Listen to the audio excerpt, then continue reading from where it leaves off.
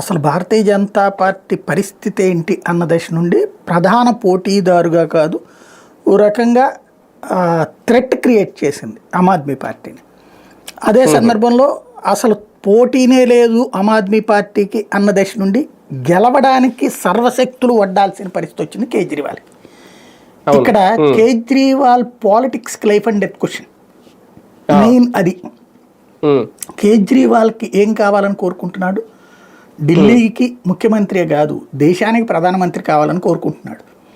దానికి ఢిల్లీ అనేటటువంటి దాన్ని ఒక వేదికగా మలుచుకున్నాడు. ఢిల్లీ ఎన్నికల ద్వారానే మిగతా రాష్ట్రాలు గుజరాత్ని గెలవాలని, పంజాబ్ని గెలవాలని, గోవాని గెలవాలని, హర్యానాని గెలవాలని ప్రయత్నించాడు అతను.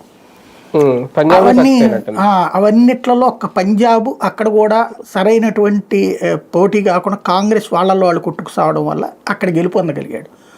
దాంతో మరింత దూకుడుగా వెళ్ళాడు.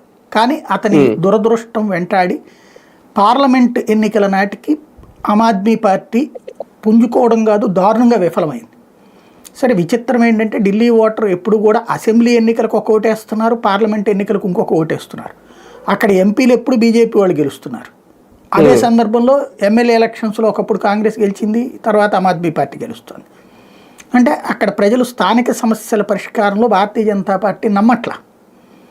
అది 25 ఏళ్ల నుండి నడుస్తుంది. ఒకప్పుడు కాంగ్రెస్ పార్టీ వరుసగా 3 సార్లు గెలుచుకొచ్చింది, 2 సార్లు గెలిచింది, 3వ సారి కూడా